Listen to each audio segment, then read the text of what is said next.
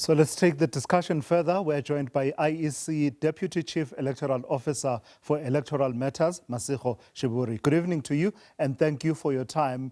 Just in your own words, capture for us the degree to which you believe you were successful against what targets you had set for yourselves in terms of getting more numbers on the voters' roll using this past voter registration weekend.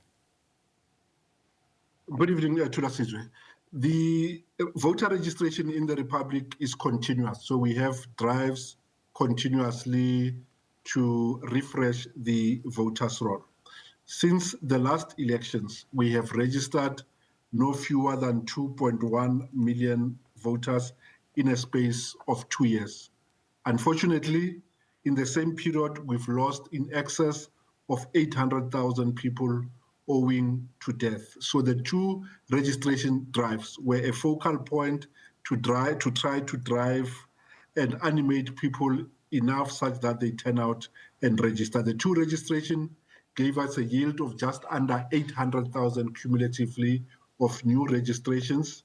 It is a yield, it is less than what we had hoped for because we are targeting a bigger target of closing the gap between the age-eligible citizens and those who are actually registered on the voters' roll.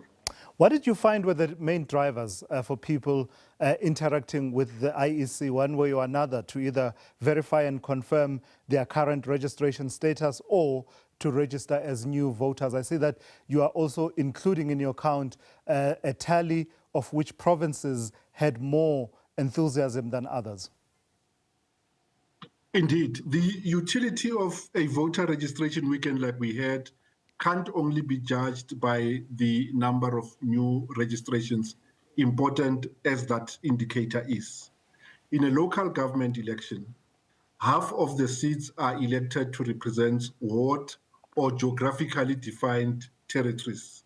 And because only persons that are ordinarily resident in those wards are permitted to influence outcomes of elections in those wards, a voter registration is important to enable people to verify their details and to update their details and addresses so that we account for them in the proper segment of the voters' roll. We've always known from research that we did late last year that KZN is going to present intractable challenges in two fronts. One, the highest level of mistrust in key political institutions is to be found in that province. Two, the highest levels of mistrust in the Electoral Commission coexist in that province. However, there is also a paradox in that even with that level of mistrust, there's a higher inclination by voters in that province to turn out and vote, as evidenced by the high registration activity in that province, which yielded the most transaction, not only that, but also yielded the most number of new registrations, as well as the highest number of youth registering for the first time for these elections. How much of a letdown were the glitches that had to do with the data-free component of the online registration portal? This is something you as a commission have punted quite extensively, and it's based on your lived experience that enabling people to register and update their registration details online is something that is helpful in terms of the convenience of people, getting their names on the voters' roll. When that doesn't function the way it's supposed to, it poses problems, doesn't it? No, indeed, and we can but only apologize to South Africans, but also say that the system remains available. People can still use it, take advantage of it until midnight on Friday, the 7th, when we expect the voters' roll to be sealed. The system worked.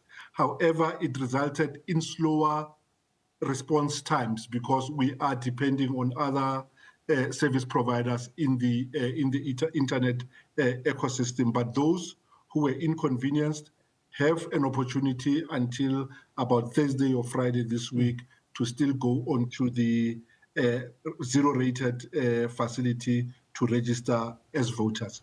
To extend more convenience, we've also extended the online facility onto the WhatsApp platform because of its pervasive nature of use, almost universal access among certain demographics. So persons can go onto a WhatsApp page, and on that page they can then conclude their voter application processes. That's an important element, isn't it, Mr. Sheburi? Just as a parting shot, because we don't have many days between now and the 7th, the sealing and the closing of the voters' roll, the addition of WhatsApp. Talk to me about that a little bit more. Technically, how does it work? Usually these platforms work in a manner where you just send a message that says hi, and then the bot or whatever systems are triggered. Does it work the same way?